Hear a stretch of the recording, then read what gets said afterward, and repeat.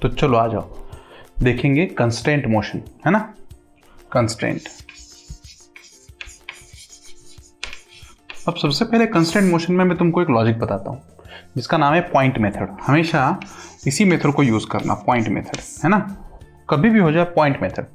देखो अगर लेंथ बढ़े तो प्लस, है ना, और लेंथ अगर कम हो तो माइनस, ठीक है ना।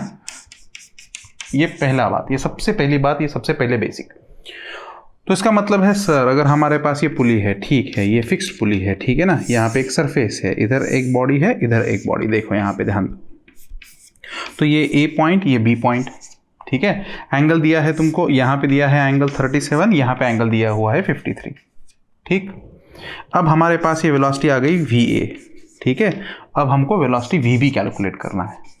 सबसे पहले ये देखें, ये जो वेलोसिटीज है ग्राउंड फ्रेम में है। कहाँ से देख रहे हैं हम लोग, यहाँ पे पर्सन है और ये ग्राउंड फ्रेम से वेलोसिटी कैलकुलेट कर रहे हैं, ठीक है। दूसरी बात, हमेशा मास का कंपोनेंट स्ट्रिंग पे लें। तो पहले मास की वेलोसिटी एज्यूम करें, स्ट्रिंग के पॉइंट की वेलोसिटी एज्यूम नहीं कर सकते क्योंकि उसको मोमेंटम नहीं होता। तो इस स्ट्रिंग को तुम लोग आगे ले सकते। तो मास की स्ट्रिंग के अलोंग वेलोसिटी कितनी है, चलो ये, तो ये कितना होगा, VA cos of 37, ठीक है ना। इधर ये VB है ना, VB का इधर कंपोनेंट, लाइन ड्रॉ करो यहाँ पे, ये VB का कंपोनेंट कितना आ गया, VB cos of 53, बराबर, ठीक है। अब मुझे ये बताओ, ये जो है कंपोनेंट, ये स्ट्रिंग की लेंथ बढ़ाने का काम कर रहा है कि घटाने का, बढ़ाने का। तो प्लस VA cos of 37, ये प्लस क्यों लिया पता चला। और यहाँ पे VB cos of 37 माइनस करने का काम कर रहा है, तो VB cos of 53 equal to 0, समझा। ये माइनस क्यों लिया, क्योंकि ये घटाने का काम करेगा, कम करने का काम करेगा, और ये बढ़ाने का काम करेगा, है ना। इन दोनों के बीच में रिलेशन आ गया तो तुम लोग VB की वैल्यू कैलकुलेट कर सकते हो। देखो VB की वैल्यू कितनी आएगी तुम्हारे पास, VA cos of 37 plus cos of 53, correct. तो इस तरह से पॉइंट मेथड से तुम लोग कैलकुलेट कर सकते हैं। और कैसे सर, देखो यहाँ पे अगर हमारे पास पुली है, इस पुली का एक्स वेलोसिटी दिया है VP, इधर ये एक बॉडी है, यहाँ पे ये एक बॉडी है, इसको हम लोग बोलेंगे A, इसको हम लोग बोलेंगे B। इसकी वेलोसिटी हमारे पास ऊपर है, हमें B की वेलोसिटी पता नहीं। तो ये जो VB वेलोसिटी मैंने कंसिडर की, किस फ्रेम में कंसिडर की, ग्राउंड फ्रेम में, ठीक है ना। चलो पॉइंट मार्क करो, ये वाला पॉइंट, ये वाला पॉइंट, ये वाला पॉइंट, ये वाला पॉइंट, सबके लिए क्लियर। चलो VA के वेलोसिटी से लेंथ बढ़ रही है कि कम हो रही है, कम हो रही है, इसलिए माइनस VA, समझा नहीं, ठीक है। VP की वेलोसिटी से ये और ये, पुली ऊपर जाने की वजह से ये भी पॉइंट ऊपर जा रहा है, ये भी पॉइंट ऊपर जा रहा है, इसके लिए प्लस VP, इस पॉइंट का प्लस, प्लस क्यों, लेंथ बढ़ा रहा है, प्लस VP लेंथ बढ़ा रहा है, बराबर। हाँ अच्छा ठीक है, VB मान लेते कि हम लोग इसको नीचे मान लेते, नीचे जा रहा है ना। सपोज सर नीचे नहीं जा रहा होगा, ऊपर जा रहा होगा, तो हम लोगों ने ये डायरेक्शन एज्यूम की है ना। तो अगर आंसर पॉजिटिव आया तो हमारी डायरेक्शन करेक्ट है, और आंसर नेगेटिव आया तो डायरेक्शन गलत है, तो उल्टी डायरेक्शन ले लेना, ठीक है। तो फिलहाल तो नीचे जा रहा है तो हम लोग कंसिडर करेंगे plus VB that is equal to 0। इस तरह से तुम लोग B की वेलोसिटी कैलकुलेट कर सकते हैं। इसका मतलब इसका एग्जांपल कैसे होगा, देखो यहाँ पे इसकी वेलोसिटी मान लो 10 है, यहाँ पे वेलोसिटी अपने को दी है 5, इसकी वेलोसिटी हमें फाइंड आउट करनी है, ये 5 ऊपर है, B की वेलोसिटी मुझे फाइंड आउट करनी है। Everybody clear. तो इस प्रॉब्लम को कैसे सॉल्व करोगे, मैं यहाँ पे सोल्यूशन लिख रहा हूँ इसका, रेडी। चलो ये 5 ऊपर जा रहे हैं कि नीचे, ऊपर, मतलब लेंथ को कम कर रहा है, तो -5, सबके लिए समझा। पॉइंट को मार्क किया, पॉइंट ऊपर जा रहा है, लेंथ को बढ़ा रहा है कि घटा रहा है, कम कर रहा है, तो कम कर रहा है तो माइनस, ये पॉइंट और ये पॉइंट, ये दोनों के दोनों ऊपर जा रहे हैं, है ना, और दोनों ऊपर जा रहे हैं तो +10 और +10 दोनों भी लेंथ को बढ़ाने की कोशिश करेगी, लेंथ बढ़ गई, लेंथ बढ़ गई। यहाँ पे इसकी वेलोसिटी नीचे मान लो तो ये लेंथ को बढ़ाने का काम करेगा, plus VB that is equal to 0, तो VB की वैल्यू कैलकुलेट हो जाएगी 20 - 15, करेक्ट एवरीवन। तो -15 का मतलब क्या आया, जो हम लोगों ने डायरेक्शन मानी है वो डायरेक्शन सही है कि गलत है, वो डायरेक्शन गलत है, तो एक्चुअली ये वेलोसिटी ऊपर के डायरेक्शन में। Everybody clear. चलो आगे का कॉन्सेप्ट देखेंगे। मान लो कि तुम्हें ऐसा बोला गया है कि ये मास यहाँ पे प्रेजेंट है, ये ऐसे, फिर यहाँ पे पुली लगा के ऐसा कुछ है, ठीक है ना। यहाँ पे अपने पास एक बॉडी है, डन। पॉइंट मेथड आराम से यूज करो, ये वाला पॉइंट, ये वाला पॉइंट, ये वाला पॉइंट, ये वाला पॉइंट, बहुत ही बेसिक मेथड है। चलो इसका वेलोसिटी मान लो VA है ना, ए पॉइंट का वेलोसिटी, ये B, तो इसका वेलोसिटी मान लो VB है ना। ये दोनों पॉइंट्स मूव हो रहे हैं क्या? नहीं। चलो ये आगे बढ़ रहा है तो लेंथ को कम करने की कोशिश करेगा, VA माइनस ये 0 ये 0 प्लस 0 है कि नहीं? हाँ, प्लस VB लेंथ को बढ़ा रहा है तो VB that is equal to 0, इसका मतलब VA इक्वल टू VB आ जाएगा। Everybody clear? चलो आगे बढ़ते हैं। यहाँ पे कभी कभी ऐसा भी दे देते, ये देखो ये पुली ऐसा, ये मास यहाँ पे प्रेजेंट है कि नहीं, ये सरफेस देखो, यहाँ पे हमारे पास ये वेलोसिटी दी है 10 मीटर पर सेकेंड, बराबर। तुम्हें इसकी वेलोसिटी पूछी है, VB की वेलोसिटी कितनी? वेलोसिटी बोलो, एक्सेलरेशन बोलो, सबका कैलकुलेशन हम लोग ग्राउंड फ्रेम में कर रहे हैं, तो उसको तुमको रिलेटिव फ्रेम में कंसिडर करने की कोई ज़रूरत नहीं। चलो अब आ जाओ, ये बोलो वेलोसिटी बढ़ रही है कि कम हो रही है? हाँ बोलो, कुछ नहीं, 0 प्लस ये पॉइंट और ये पॉइंट दोनों आगे जा रहे हैं, इसका मतलब लेंथ को बढ़ाने की कोशिश कर रहे हैं, कम करने की, बढ़ाने की, तो +10 और +10। हाँ चल, अब ये मान लो ये इधर जा रहा है, मान लो ना, तो लेंथ को बढ़ाने की कोशिश कर रहा है, plus VB that is equal to कितना? 0। तो चलो VB की वैल्यू कितनी आ गई? 20, -20 इसका मतलब क्या हुआ? जो हम लोगों ने डायरेक्शन कंसिडर की है वो डायरेक्शन सही है कि डायरेक्शन गलत है? वो डायरेक्शन गलत है, उसके अपोजिट डायरेक्शन में आंसर रहेगा। क्लियर? चलो आगे का बढ़ते, ये ऐसा बॉक्स ले लेते ये है ना, तो यहाँ पे से एक पुली ले लेते हैं, देखो ये एक ऐसे, ये कुछ ऐसे है ना, ये यहाँ पे भी एक ऐसे और यहाँ पे कुछ ऐसे, ठीक है। तो ये कनेक्शन, ठीक है। हमें इसका एक्सेलरेशन दिया है 6, हमें इसका एक्सेलरेशन निकालना है। अब एक्सेलरेशन दिया हुआ है, एक्सेलरेशन दिया हुआ है, वेलोसिटी दिया हुआ है, हमें कोई प्रॉब्लम नहीं है, हम लोग आराम से कैलकुलेट कर सकते हैं। पहले पॉइंट मार्क करो। हाँ, ऊपर जा रहे कि नीचे? ऊपर। ऊपर जा रहे कि नीचे? ऊपर। ऊपर जा रहे कि नीचे? ऊपर। Correct everyone? तो सबके सब ये पॉइंट्स ऊपर ही जा रहे हैं। Everybody clear? तो चलो आ जाओ, तो क्या क्या होगा? इस पॉइंट, इस पॉइंट, इस पॉइंट, ये पॉइंट, ये पॉइंट, ये पॉइंट, ये पॉइंट, ये पॉइंट, ये पॉइंट, ये पॉइंट और ये पॉइंट, ये भी फिक्स पुली है, ठीक है। पॉइंट लेते समय ये ध्यान रखें कि सभी पॉइंट एक ही स्ट्रिंग के होने चाहिए। ये वाला पॉइंट नहीं ले सकते। क्यों नहीं? क्योंकि ये अलग स्ट्रिंग का पॉइंट है, उसी स्ट्रिंग के पॉइंट लेने हैं। Everybody clear? तो चलो आ जाओ, यहां से +6 की -6, लेंथ को बढ़ा रहा है कि कम कर रहा है? कम कर रहा है, -6, 0 0 यहाँ पे। हाँ, क्या होगा? ये पूरा ही ब्लॉक ऊपर जा रहा है, इसका मतलब ये भी पुली ऊपर जा रही है, ये भी पुली ऊपर जा रही है, तो ये भी पॉइंट और ये भी पॉइंट, ये दोनों भी पॉइंट ऊपर जा रहे हैं, तो -6 समझा नहीं? तो यहाँ पे फिर से ये 0 ये 0, -6 एवरीबडी क्लियर? फिर से बाद में ये 0 और ये VB, इसकी वेलोसिटी नीचे मानेंगे तो plus VB that is equal to 0। समझा? तो बोलो VB की वेलोसिटी कितनी आ गई? 1 2 3 4 5, तो +30 इसका मतलब हम लोगों ने जो डायरेक्शन कंसिडर की है वो डायरेक्शन परफेक्ट है। क्लियर? चलो आगे बढ़ते हैं।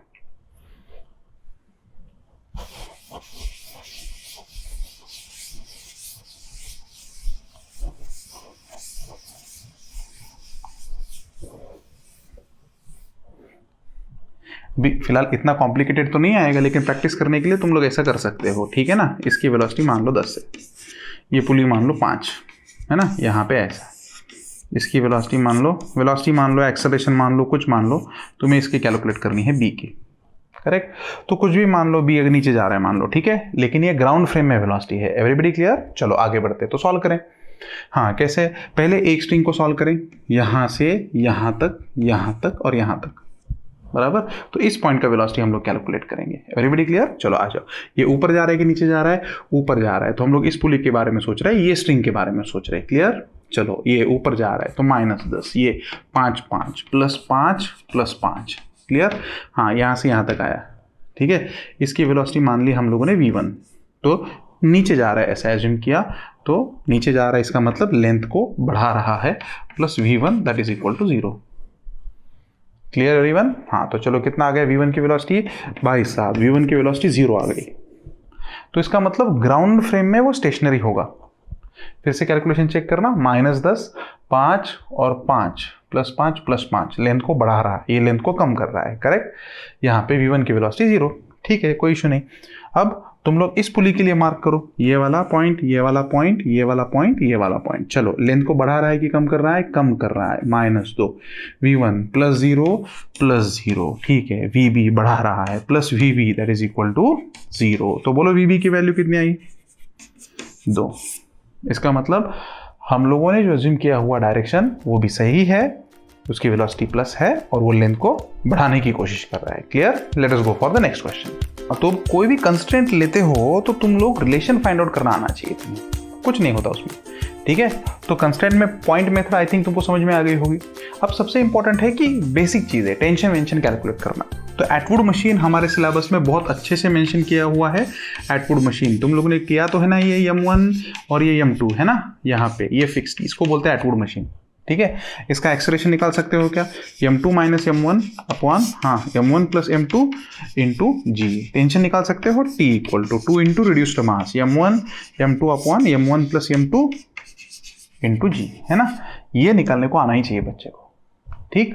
हाँ, इसके सिवा और कॉम्प्लिकेटेड क्वेश्चंस कभी कभी आते हैं, तो उतने कॉम्प्लिकेटेड क्वेश्चंस तुमको करने की कोई जरूरत नहीं। हाँ, लेकिन जो क्वेश्चंस लैमिस थ्योरम पे होंगे, मतलब कैसा, ये देखो ये वाला क्वेश्चन, ये वाला क्वेश्चन किया होगा ना, ठीक है, बराबर। तो इस वाले क्वेश्चन में हम लोग को ये एंगल दिया होता है अल्फा, तो हमको सब जगह पे टेंशन कैलकुलेट करना होता है। मास वास दिया होता है m1, ये m2, मे भी यहाँ पे फ्रिक्शन विक्शन कुछ प्रेजेंट हो, बराबर है ना। तो हमें कैसे करना पड़ेगा, इस पॉइंट को, है ना, यहाँ पे इधर टेंशन T1, इधर टेंशन T2, इधर टेंशन T3, बराबर, यहाँ पे एंगल अल्फा। तो इन सब जगह पे कौन सा थ्योरम अप्लाई करना पड़ेगा? Lami's theorem. या तुम लोग ऐसा भी कर सकते हो, देखो ये यहाँ पे एंगल 30, यहाँ पे एंगल 60, यहाँ पे एक बड़ा सा स्फीयर रखा है, ठीक है ना। तो इसमें भी लैमिस थ्योरम ही अप्लाई होता है। इसका मतलब कैसे? सबसे पहले नॉर्मल रिएक्शन निकालें। नॉर्मल रिएक्शन क्या करेगी? Try to compress the body, है ना, बॉडी को कॉम्प्रेस करेगी। तो यहाँ पे आएगी नॉर्मल रिएक्शन, ऐसे बॉडी को कॉम्प्रेस करेगी perpendicular to the surface, body को कॉम्प्रेस करेगी perpendicular to the surface, N1 N2, है ना। और यहाँ पे नीचे आ जाएगा इसका वेट कितना आ जाएगा? mg, बराबर। अब सभी एंगल्स निकालना है कि नहीं? तो एंगल निकाल लेना, ये थीटा से ये जितना भी आ जाएगा वो एंगल तुम लोग निकाल सकते हैं। तो यहाँ पे आ जाएगा α1, यहाँ पे आ जाएगा α2। तो तुम लोग लिखोगे कैसे? mg डिवाइडेड बाय, है ना, इसके सामने वाली वैल्यू तो कितनी आ जाएगी? आई थिंक ये 90 आ जाती है। तो mg divide by sin 90 plus ये इस फोर्स के सामने वाली वैल्यू, तो ये कितना आता है? देखो यहाँ पे ये α1, तो ये कितना? 90 + α1, तो sin ऑफ 90 + α1। और ये α1 α2 वैल्यू तुम्हें ज्योमेट्री से कैलकुलेट करनी है। और यहाँ पे ये नॉर्मल रिएक्शन आएगी N1 डिवाइडेड बाय, ये आ जाएगा ये N2 डिवाइडेड बाय, है ना, sin ऑफ 90 + α2। तो बच्चों को लैमिस थ्योरम एकदम परफेक्टली अप्लाई करते हुए आना चाहिए, ठीक है। तो नीट के बेसिस पे अगर तुम लोग देखो तो लैमिस थ्योरम का तुम्हारे लिए ज्यादा इंपॉर्टेंस है। डन? Clear everyone? चलो आगे बढ़ो। अब कुछ सिंपल सी बातें देखो, यहाँ पे ध्यान दो, ये हमारे पास प्रेजेंट है, ये है मास m1, है ना, यहाँ पे ये मास है m2 और यहाँ पे ये मास है m3, है कि नहीं, और यहाँ पे टेंशन T, बराबर। तो ये सब के सब कनेक्टेड बॉडीज है, तो सबका कॉमन एक्सेलरेशन रहेगा। जब 2-4 बॉडी कनेक्टेड होंगी तो उनका एक्सेलरेशन कॉमन ही रहेगा, उनका वेलोसिटी भी कॉमन ही रहेगा। तो इसलिए हम लोग क्या कंसिडर कर सकते हैं? टोटल फोर्स इस सिस्टम के ऊपर T है और मास टोटल कितना है? m1 + m2 + m3। तो सपोज तुम्हें किधर का भी टेंशन कैलकुलेट करना है, मान लो इधर का टेंशन कैलकुलेट करना है, ये टेंशन है T1, ये टेंशन है T2। Everybody clear? तो तुम लोग आराम से कैलकुलेट कर सकते हैं। यहाँ से सॉल्व करते वक्त आ जाओ, तो यहाँ पे आ जाएगा m1, हाँ आगे बढ़ो, तो क्या होगा? इधर का टेंशन T2 है तो इसको टेंशन T2 खींच रहा है और इस पूरी सिस्टम का एक्सेलरेशन a है, इसका मतलब इस मास का भी एक्सेलरेशन a है। तो देयरफॉर T2 टेंशन निकाल सकते हैं, m1 × a, एक्सेलरेशन की वैल्यू निकालो, खत्म, आ जाएगा आंसर, ठीक है। इसका m2 का तुम्हें कैलकुलेट करना है तो m2 का भी तुम लोग कैलकुलेट कर सकते हो। यहाँ पे कितना टेंशन? हाँ बोलो, T1, इधर कितना टेंशन? T2। तो हम लोग क्या लिख सकते हैं? T1 - T2 = m2 × a। मैंने T1 - T2 ही क्यों लिया? क्योंकि एक्सेलरेशन इधर है तो ये टेंशन ज्यादा होना चाहिए, है कि नहीं। तो T1 - T2 = m2 × a। तो तुम लोग ये वैल्यू लिख सकते हैं, T2 की वैल्यू तुम लोग वहां पे डाल दो, तो T2 वैल्यू उधर जाने के बाद हो जाएगी प्लस, तो T1 की वैल्यू हमारे पास आ जाएगी m1 + m2 × a। इसको याद रखने का बेसिक शॉर्टकट भी है। T1 का काम है इन दोनों को खींचना, तो m1 प्लस m2 इंटू ए। T2 का काम है इसके पिछले वाले को खींचना m1 को, तो m1 इंटू ए। T का काम है इन तीनों को खींचना, तो T का वैल्यू आ जाएगा m1 plus m2 plus m3 into ए। तो टेंशन कैलकुलेट करने के लिए क्या करना कि टेंशन कितने को एक्सेलरेशन दे रहा है ना। मतलब कभी भी फोर्स कैलकुलेट करना है तो वो फोर्स क्या कर रहा है ऐसे सोचना है। इसका मतलब देखो सर ऐसे, तो यहाँ पे देखो, यहाँ पे इधर देखो, यहाँ पे ये 3 मासेस प्रेजेंट है हमेशा का प्रॉब्लम। यहाँ पे m1, यहाँ पे m2, यहाँ पे m3, इधर फोर्स है F, है ना। तो हर जगह पे नॉर्मल रिएक्शन होगी, सभी की सभी कनेक्टेड हैं, नीचे स्मूथ है। डन। तो चलो आ जाओ, एक्सेलरेशन की वैल्यू क्या होगी, वही formula F upon m1 plus m2 plus m3। Correct, बढ़िया। अब आगे चलो, अब आगे कैसे सॉल्व कर सकते। सपोज मुझे m2 के लिए सॉल्व करना है, तो m2 के लिए कैसे होगा, यहाँ पे 2 नॉर्मल रिएक्शंस आ जाएंगी, इधर की नॉर्मल रिएक्शन n1 और इधर की नॉर्मल रिएक्शन n2। इसके ऊपर फिर से नॉर्मल रिएक्शन n2 है कि नहीं, यहाँ पे m3 और यहाँ पे m2। n2 कर क्या रहा है, m3 को एक्सेलरेट करने का काम कर रहा है। तो n2 की वैल्यू लिखोगे तो वो m3 इंटू ए आएगी। a का यहां से लिख सकते हैं। n1 क्या कर रहा है, n1 यहां पे है ना, तो इन दोनों मासेस को आगे धक्का देने का काम कर रहा है। तो n1 की वैल्यू हमारे पास कितनी आएगी बोलो, तो ये m1 प्लस m2 आ जाएगी ना। तो तुम लोग लिख सकते हैं m1 plus m2 into acceleration a। तो ये a एक्सेलरेशन तुम लोग यहां से निकाल सकते हैं and you can calculate the result. Clear.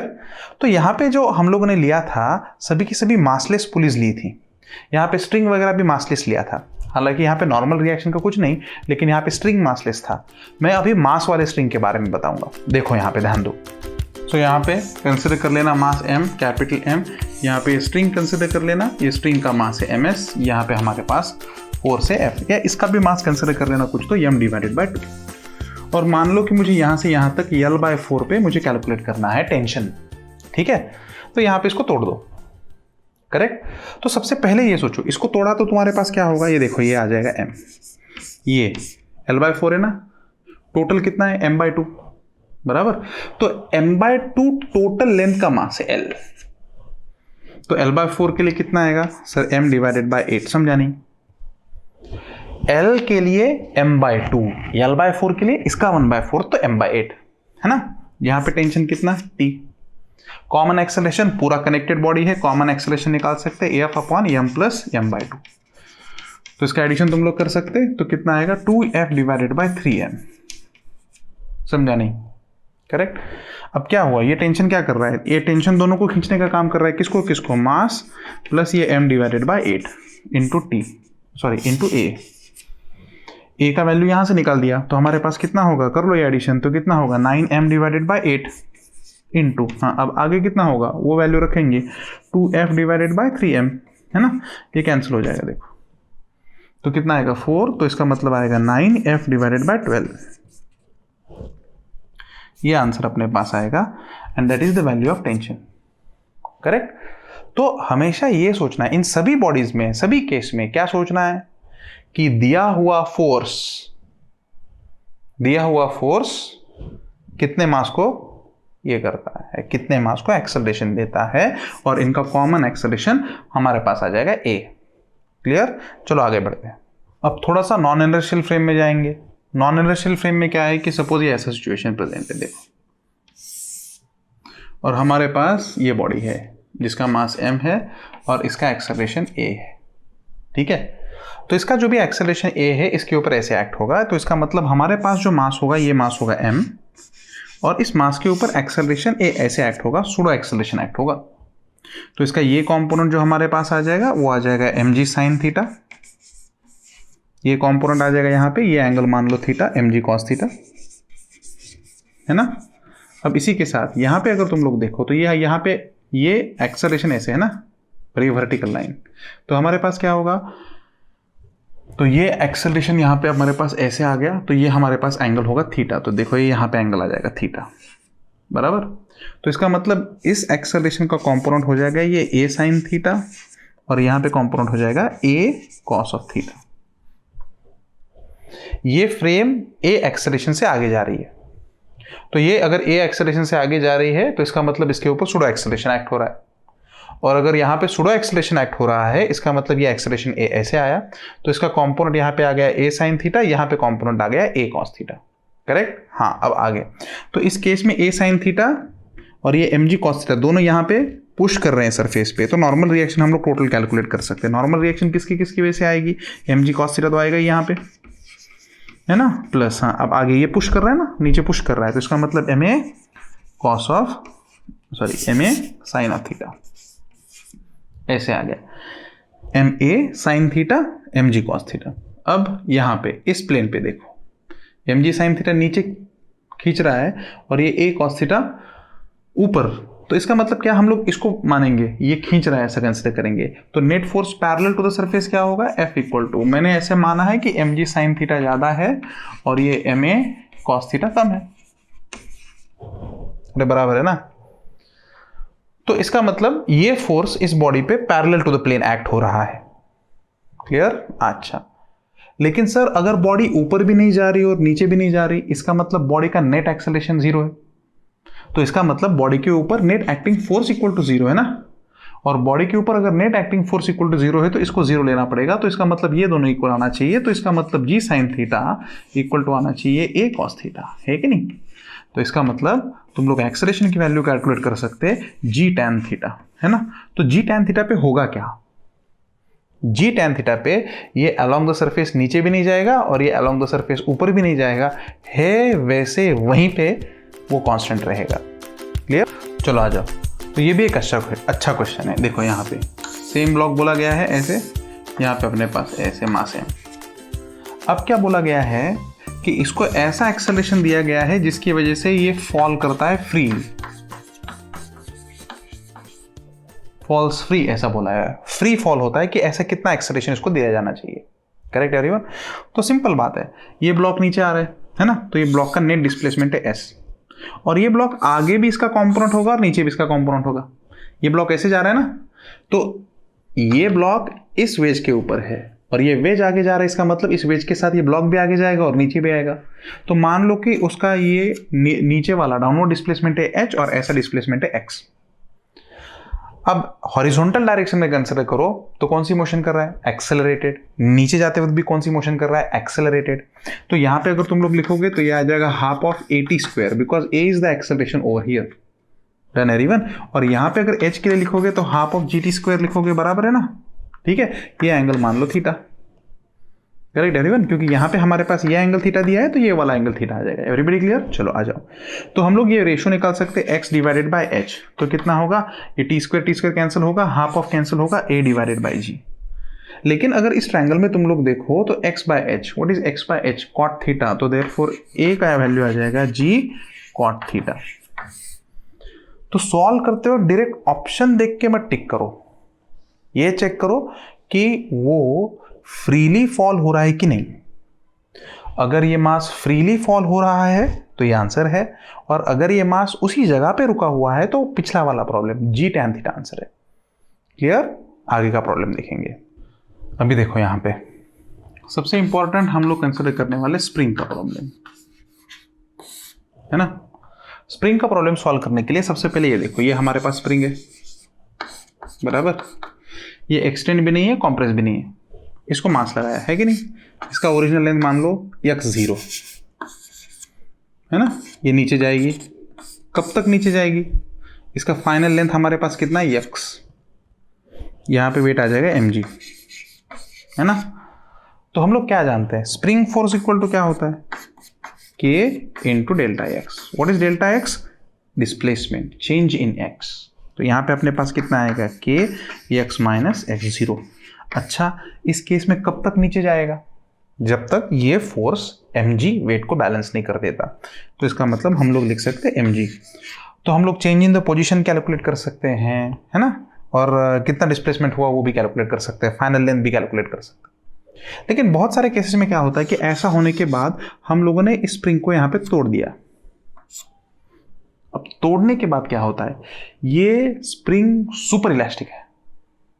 Super elastic इसका मतलब अगर हम लोगों ने इस स्प्रिंग को तोड़ा, ध्यान देना, ये स्प्रिंग है ना, हम लोगों ने अगर इस स्प्रिंग को तोड़ दिया तो तोड़ने के बाद इस स्प्रिंग को अपनी ओरिजिनल पोजीशन लेने के लिए, इस स्प्रिंग को अपनी ओरिजिनल पोजीशन लेने के लिए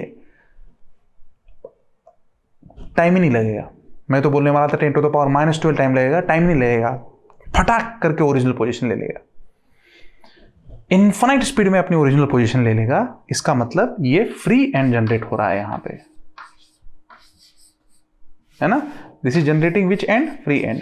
और अगर फ्री एंड जनरेट हुआ तो जल्द से जल्द वो इमीडिएटली इनफाइनाइट से भी कम टाइम में, इनफाइनाइटिजिमल टाइम में इमीडिएटली ओरिजिनल पोजीशन पे पहुंच जाएंगे।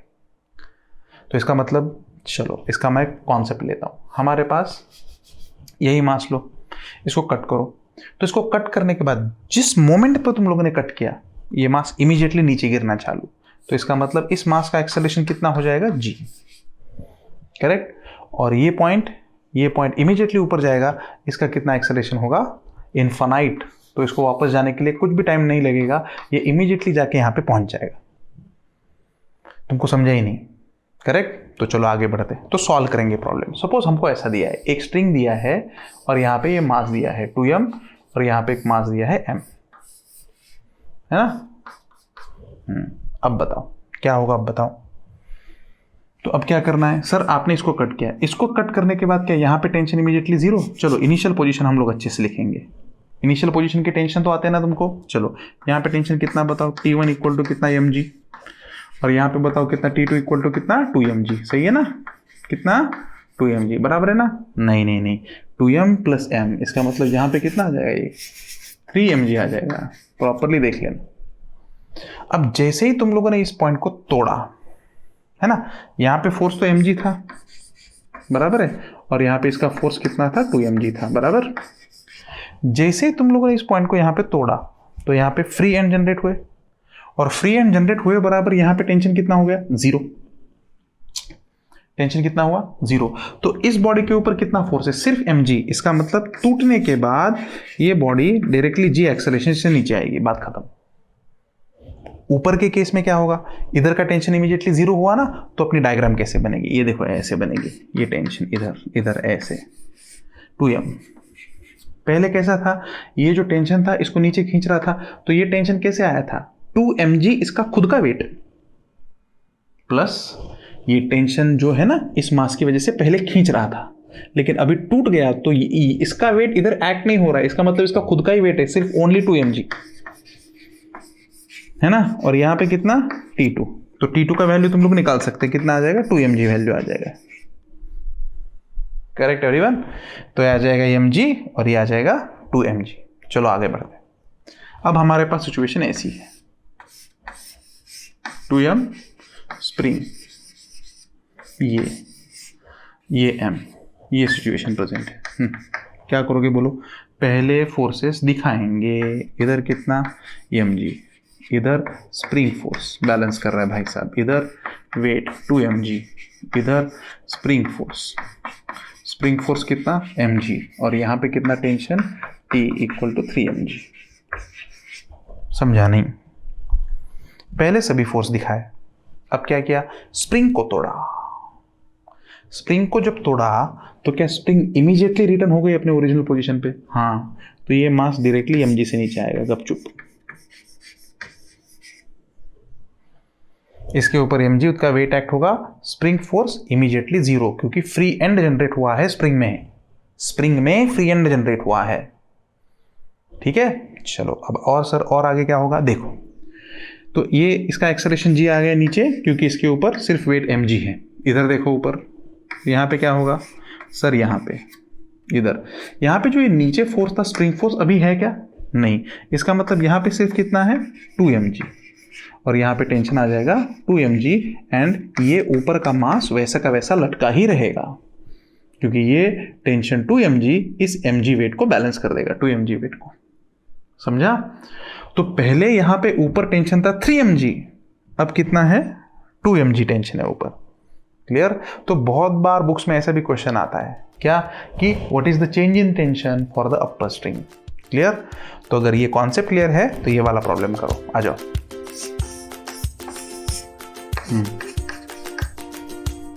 चलो आ जाओ, करो इसको। ये कितना m, ये कितना 2m। शुरुआत करें पहले फोर्सेस। यहाँ पे कितना mg, बोलो यहाँ पे tension sir T equal to mg, यहाँ पे वैसे ही टेंशन T, इधर इसका वेट 2mg, यहाँ पे spring force Fs equal to 3mg। Correct. अब तुम लोगों ने क्या किया, इधर काट दिया। अब यहाँ पे काटने की वजह से क्या होगा, अल्टीमेट प्रॉब्लम अभी है सर, यहाँ पे काटने की वजह से ये पूरा टेंशन जीरो हो गया। ओके ठीक है, तो ये वाला इसके ऊपर सिर्फ वेट आ जाएगा mg, है ना, तो इसका एक्सेलरेशन आ जाएगा g, ये जीरो हुआ, ये टेंशन जीरो हुआ। लेकिन ऊपर वाले केस में थोड़ा सा ध्यान देना। इधर मुझे बताओ इस स्प्रिंग में फ्री एंड जनरेट हुए क्या, स्प्रिंग में नहीं, तो स्प्रिंग का फोर्स वैसे के वैसे, तो 3mg वैसे ही, समझा नहीं है, 3mg वैसे के वैसे। और ये तो टेंशन इमीडिएटली जीरो हुआ, लेकिन इसका वेट तो बाकी है ना 2mg, तो इसका 2mg नीचे, समझा नहीं, इसका मास है 2m, समझा नहीं, बराबर है। हाँ तो चलो अब सोचो, इधर स्प्रिंग फोर्स है 3mg, इधर नीचे है 2mg, तो इस बॉडी के ऊपर नेट फोर्स कितना एक्ट हो रहा है, mg। ऊपर एक्ट हो रहा है कि नीचे, ऊपर, है ना। लेकिन हमको इसका एक्सेलरेशन कैलकुलेट करना है, तो what is the net force on the body, 3mg minus 2mg, mg is the net force sir. What is the acceleration of the body, इसको हम लोग लिख सकते हैं मास इंटू एक्सेलरेशन, लेकिन यहां पे संभालना मास 2m है, तो यहां पे लिखते वक्त लिखना 2m इंटू a, तो mm कैंसिल होगा, एक्सेलरेशन की वैल्यू तुम्हारे पास आ जाएगी g/2 अपवर्ड, समझा नहीं। तो इसका मतलब ये स्ट्रिंग कट करने के बाद ये वाला तो g से नीचे गिरेगा, लेकिन ये वाला मतलब ऊपर वाला 2m जो है g/2 से ऊपर चला जाएगा, ऊपर। और इसका ऑसिलेशन का टाइम पीरियड वगैरह भी कैलकुलेट कर सकते हैं, लेकिन वो बाद में है। Clear, late us go for the next question. तो चलो अब आगे के प्रॉब्लम्स कुछ देखेंगे। पहले बेसिक देख लो। तुम लोगों को वो लिफ्ट के प्रॉब्लम तो याद है ना सभी, मतलब लिफ्ट ऊपर जा रही है तो टेंशन कितना, नीचे जा रही है तो कितना, लेफ्ट जा रही है राइट जा रही है तो कितना।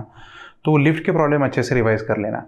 टेंशन कितना तो हर एक केस में कैलकुलेट कर सकते हैं। देखो ना, ऐसा अगर ऐसा दिया गया है ना, यहाँ पे हमारे पास प्रेजेंट है ये दो मासेस है कि नहीं, और यहाँ पे ऊपर जा रहा है एक्सेलरेशन a से, तो यहाँ पे टेंशन कितना, तो कैसे कैलकुलेट करें। लिफ्ट ऊपर जा रही है तो यहाँ पे एक्सेलरेशन a और प्लस g ऐसे ले लेना, तो दोनों का एडिशन करके तुम लोग कैलकुलेट कर सकते हो, ठीक है। लेकिन मैं यहाँ पे और बहुत सारी बातें बताने के लिए आया हूँ। तो फोर्स में क्या हो जाता है, देखो फोर्स में सबसे इंपॉर्टेंट कौन कौन से आर्टिकल्स है, तो यहाँ पे चेंज इन द मोमेंटम पे क्वेश्चन आता है ना। चेंज इन द मोमेंटम मतलब कौन सा, कि बाबा एक बॉडी है जिसका वेलोसिटी इनिशियल, ये बॉडी है ना, इसका वेलोसिटी कुछ तो u था, बाद में इसका वेलोसिटी v बन गया है कि नहीं, तो इसका मतलब चेंज इन द मोमेंटम, तो फोर्स कैलकुलेट करना है change in the momentum divided by time, है कि नहीं। तो तुम लोग लिख सकते हैं यहाँ पे change in the momentum mass v minus u divided by t। इसमें नॉर्मली होता क्या है, ये वेक्टर सब्सट्रैक्शन है, तो इसका मतलब बॉडी स्ट्रेट लाइन में ही जाए ऐसा कुछ नहीं, बॉडी ऐसे भी जा सकती है, ऐसे जा रही है ना, ऐसे, तो ये 10 और ये 10, तो इसमें फोर्स एक्ट हुआ क्या, जरूर एक्ट हुआ। तो यहाँ पे वेक्टर सब्सट्रैक्शन करके वैल्यू लेनी है, तो तुम लोग आंसर कैलकुलेट कर सकते हो। Everybody clear. चलो अच्छा, अब दूसरा कौन सा, वो पार्टिकल का बहुत अच्छा क्वेश्चन है। कौन सा पार्टिकल, ये सरफेस है ना, इस सरफेस के ऊपर एक पार्टिकल आया इधर, तो बाउंस बैक हुआ इधर, है ना, तो इसका मतलब इसका initial momentum mu, final momentum minus mu, तो change in the momentum minus 2mu। Minus 2mu मतलब क्या करता है, पार्टिकल ने लॉस एक्सपीरियंस किया। तो अगर तुम लोग ये मोमेंटम लेके फोर्स कैलकुलेट करोगे F equal to delta P divided by delta T, इसका मतलब तुम लोग कैलकुलेट करोगे minus 2mu divided by T। तो ये किसका फोर्स आया, पार्टिकल का कि वॉल का।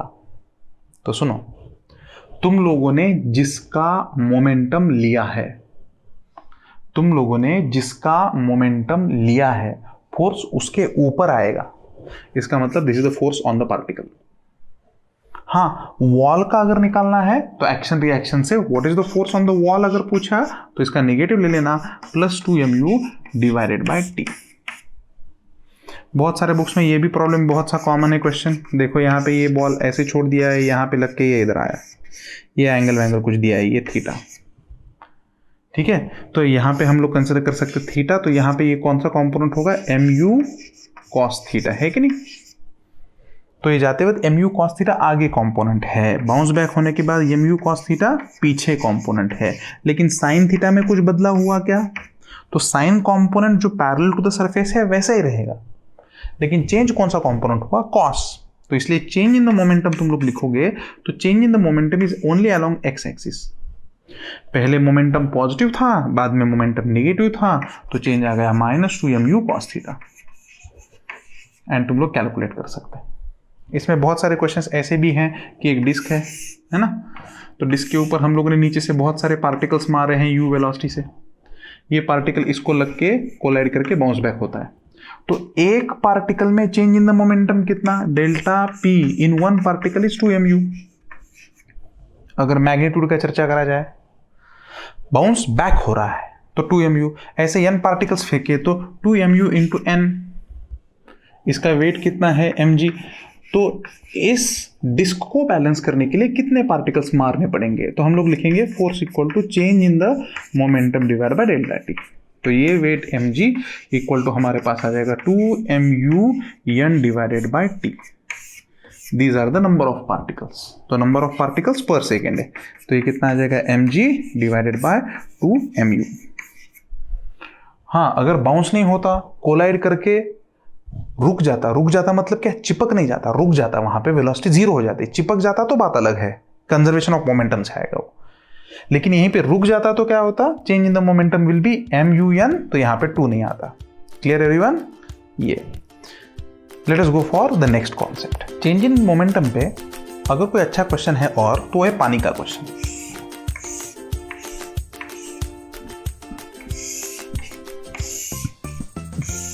ये है ना, इसका एरिया ए मान लो, फोर्स निकाल सकते हैं dp डिवाइडेड बाई dt, है ना। हम लोग वेलोसिटी कांस्टेंट मानने वाले, ये dm डिवाइडेड बाई dt बराबर। कांस्टेंट वेलोसिटी से बाहर आ रहा है, तो कांस्टेंट वेलोसिटी से बाहर आ रहा है, इसका एरिया हम लोग मानेंगे a।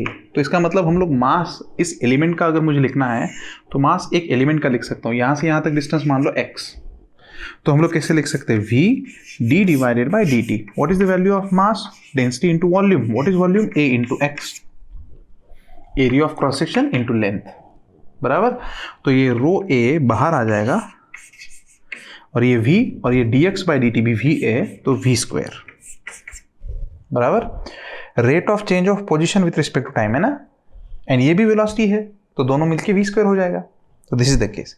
अब होता क्या है कि कभी कभी इसके सामने ऐसा वॉल रखते हैं, इसका मतलब ऐसा बोलेंगे कि ये बाउंस हुआ पानी उतनी ही वेलोसिटी से, v से बाउंस हुआ, तो इसका मतलब आने वाले और जाने वाले, तो दोनों का मोमेंटम कितना होगा 2। तो इसका मतलब यहाँ पे टोटल फोर्स आएगा 2 रो a v स्क्वायर।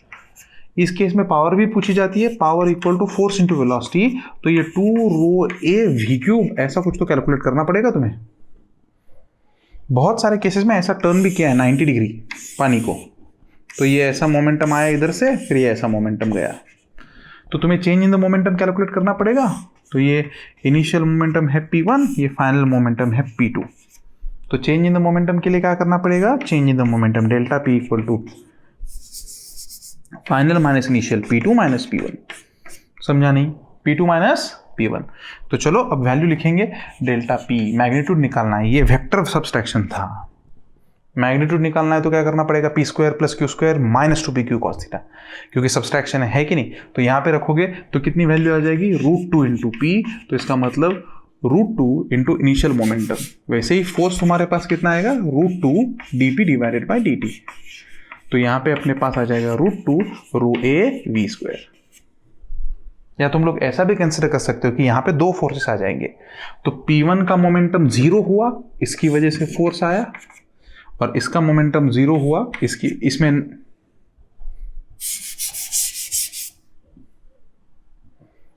तो ये √2 आया है कि नहीं। √2 कैसे आया, यहां से मोमेंटम 90 डिग्री चेंज हुआ। इसको तुम लोग ऐसे भी लिख सकते हैं I और J के फॉर्म में। तो पहले मोमेंटम, इनिशियल मोमेंटम कितना था पी आई, फाइनल मोमेंटम कितना था माइनस पी जे, माइनस क्यों नीचे, तो what is the change in the momentum, i j k form में minus p j minus p i, समझा नहीं, तो इसका मैग्नीट्यूड कितना आएगा p square plus p square root two p, तो change in the momentum calculate हुआ तो फोर्स भी कैलकुलेट कर सकते, तो उस केस में रूट टू आ जाएगा फोर्स के लिए, क्लियर। अगर फिजिक्स में अब तक निग्लेक्टेड पार्ट अगर कोई है तो वो है इम्पल्स, है ना, स्मॉल अमाउंट ऑफ इम्पल्स, क्या लिख सकते हो, जे इक्वल टू क्या होगा एफ इंटू डेल्टा टी, तो टोटल इम्पल्स अगर कैलकुलेट करना है तो integration F into delta T calculate करना है कि नहीं, इसको तुम लोग ऐसे भी लिख सकते हैं F D P divided by D T, है कि नहीं, इंटू डेल्टा टी, इसको भी डी टी लिख लो तो ये कैंसिल हो जाएगा, integration D P, this is called impulse momentum theorem. और अगर तुम्हारे पास ये ऐसा ग्राफ भी आ गया ना एफ और टी के बीच में, तो इस ग्राफ का एरिया कैलकुलेट करना, तो जे इक्वल टू क्या हो गया area under F T, F T का एरिया कैलकुलेट करना होता है, क्लियर। चलो, तो यहां पे अभी change in the momentum picture में आता है, लेकिन अगर एक्सटर्नल फोर्सेस ही अगर नहीं होंगे तो चेंज इन द मोमेंटम कितना होगा जीरो, तो change in the momentum zero होगा तो P1 equal to P2, initial momentum equal to final momentum, बहुत ही इंपॉर्टेंट। हालांकि सेंटर ऑफ मास में हम लोग इसको डिटेल में देखने वाले, लेकिन यहाँ पे कुछ एग्जांपल्स है जिसको बोलते हैं हम लोग गन बुलेट एग्जांपल, है ना, gun bullet example one of the famous examples में से है। अगर मेरे पास एक गन है, गन का मास m है ना, और इसमें से छोटी सी बुलेट बाहर फेंकता हूं, तो मैं ये बुलेट का मास कंसिडर नहीं कर रहा हूं, करेक्ट एवरीवन, तो mass of the bullet m है और ये मास बहुत ही छोटा है as compared with this mass of the gun, तो ये बुलेट अगर बाहर गई तो इस मास को कुछ फर्क नहीं पड़ रहा, ऐसा मैं कंसिडर नहीं कर रहा बुलेट का मास, तो इसका इनिशियल मोमेंटम कितना होगा जीरो और फाइनल मोमेंटम कितना होगा, है ना। यहां पे जब बुलेट निकल जाएगी तो यहां पे एक्शन रिएक्शन फोर्सेस होंगे, तो इसकी वजह से यहां पे मोमेंटम कैसा होगा कांस्टेंट होगा, और मोमेंटम कांस्टेंट होने की वजह से हम लोग बोलते हैं इनिशियल मोमेंटम जीरो, जो कि गन का मोमेंटम और बुलेट का मोमेंटम फाइनल मोमेंटम के बराबर होगा, तो जीरो, गन का मोमेंटम कितना mass into velocity of gun, velocity of gun vector plus small mass into velocity of the bullet, तो इससे हम लोग कैलकुलेट कर सकते हैं वेलोसिटी ऑफ गन, और ये आ जाएगी minus M upon capital M V B, minus sign क्या इंडिकेट कर रहा है, अगर बुलेट तुम लोग आगे मारोगे ना तो गन पीछे जाएगी, लेकिन ऐसा क्वेश्चन नहीं आता है ना, बेसिकली क्या दिया जाता है मजल वेलोसिटी, ये इज यू,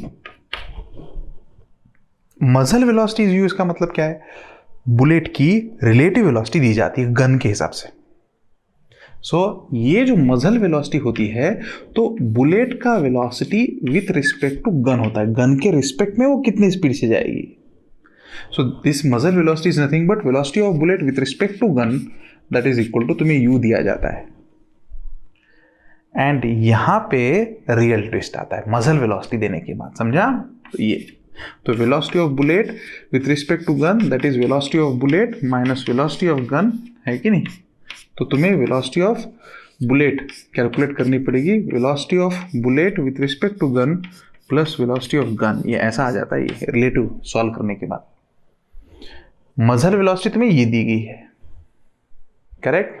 तो अब देखो, तो यहां पे तुम लोग वैल्यूज डाल सकते हैं, ठीक है, तो चलो आ जाओ, चलो अब वैल्यू रखेंगे, ये दी गई है u, बराबर है ना, ये u वेक्टर मान लो, u मान लो मैग्नीट्यूड, इसका कितना मैग्नीट्यूड आया माइनस, है ना, तो minus small m capital M into velocity of the bullet V B, है कि नहीं, और ये वेलोसिटी ऑफ द बुलेट है, इस वेलोसिटी ऑफ द बुलेट हम लोग इधर ले सकते हैं, तो इसका मतलब वेलोसिटी ऑफ द बुलेट अपने पास आ जाएगी, तो कितना आ जाएगा capital M upon capital M plus small m into you,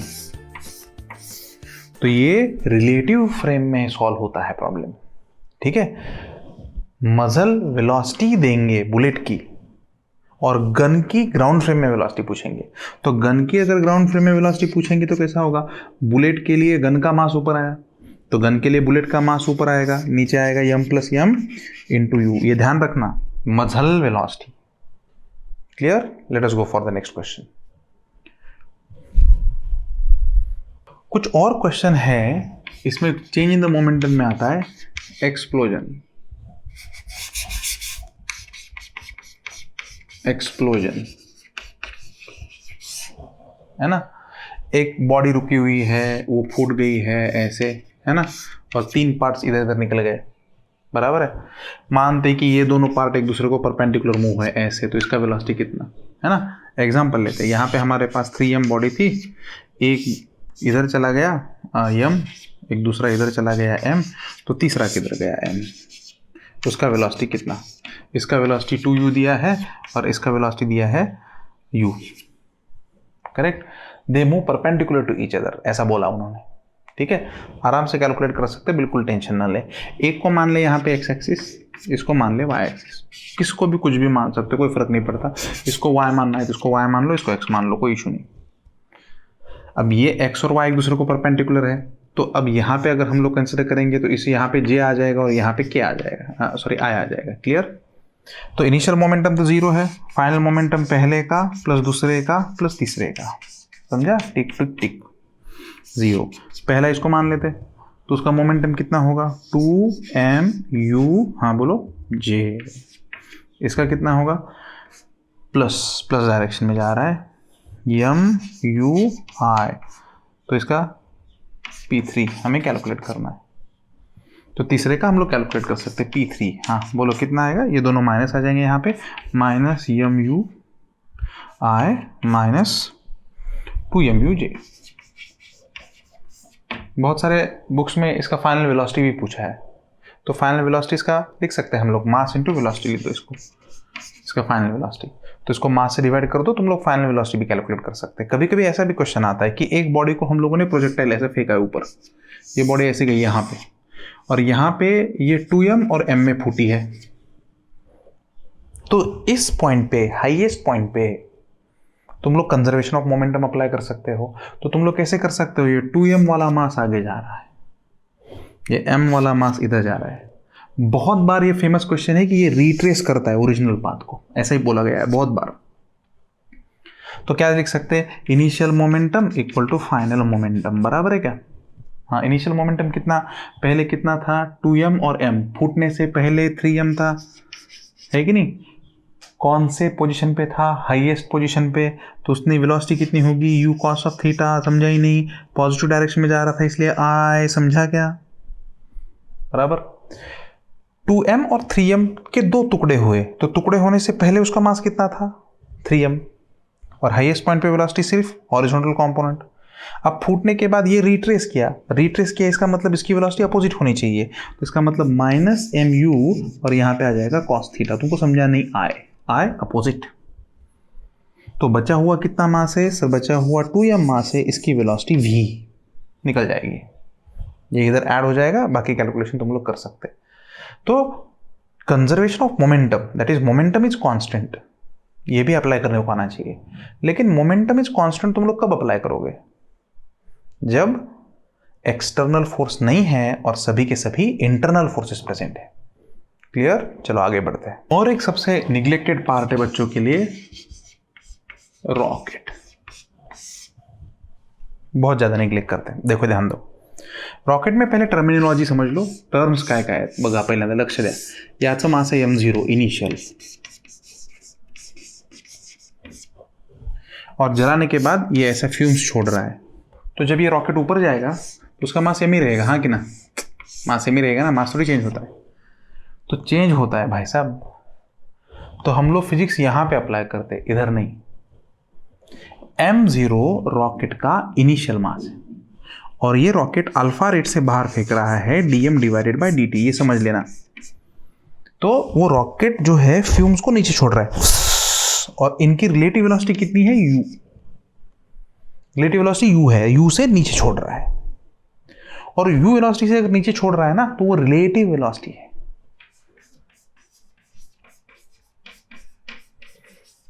relative with respect to rocket, बराबर। तो ये सिचुएशन प्रेजेंट है, तो ये मास उतना ही रहेगा क्या, नहीं, बढ़ेगा कि कम होगा, कम होगा। पहले कितना था m0, बराबर। मान लो ना, इसको मान लो 2 kg/सेकेंड, 2 kg/सेकेंड, तो 10 सेकंड में कितना जाएगा, एका सेकंदाला 2 किलो कमी व्हायला, 10 सेकंदाला 20 किलो, है ना। तो तुम लोगों ने मल्टीप्लाई किया, तो -α (dm/dt), ये उस वक्त का मास तुम्हें कैलकुलेट करना है। क्लियर? तो अब देखो यहाँ पे इस रॉकेट को अपवर्ड थ्रस्ट मिलेगा, थ्रस्ट फोर्स, है ना। एंड ये थ्रस्ट फोर्स कैसे मिलेगा? जैसे हम लोगों ने पाइप में सॉल्व किया था, देखो क्या है, relative velocity dm divided by dt, और इसको हम लोग लिख सकते हैं मास इनटू एक्सेलरेशन। मास m कब का? उस वक्त का जिस वक्त पे तुम लोग कैलकुलेशन कर रहे हो। यहां पे मैंने ग्रेविटी कंसिडर की क्या? नहीं। If you consider gravity with gravity,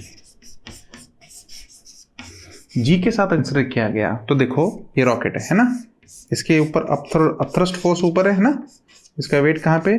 mg। जीता कौन बताओ? अपथ्रस्ट जीता कि mg जीता? अपथ्रस्ट जीता, तो एक्सेलरेशन ऊपर आ जाएगा, है कि नहीं? Mass into acceleration. m कब का मास है? जिस टाइम पे तुम लोग कैलकुलेशन कर रहे हो, बराबर। तो चलो आ जाओ, तो क्या लिखेंगे? F अपथ्रस्ट बराबर minus mg equal to mass into acceleration. तो अपथ्रस्ट फोर्स जो लगेगा तुमको, वो लगेगा mg प्लस ma, और इसी को तुम लोग लिख सकते हैं u dm divided by dt that is equal to mg plus ma। Done everyone? तो ये था रॉकेट प्रोपल्शन, ठीक है। इसका वेलोसिटी का वगैरह इक्वेशन तुम लोग आराम से देख सकते हैं, ठीक है। लेकिन मुझे नहीं लगता कि वेलोसिटी वगैरह तक आएगा। हाँ, लेकिन फोर्स कितना, अपथ्रस्ट कितना, ये सब वैल्यू यहाँ पे आ जाएंगी। आई होप कि तुम लोग Newton's laws of motion properly कर रहे हो, और फ्रिक्शन का block on the block, friction basic, उसका पूरा का पूरा वीडियोस पहले से ही अपलोडेड है, तो तुम लोग वहाँ से देख सकते हो। Clear everyone? तो चलो इस पेपर को तुम लोग प्रॉपरली सॉल्व करो, डिस्कशन के लिए मिलेंगे। Bye bye.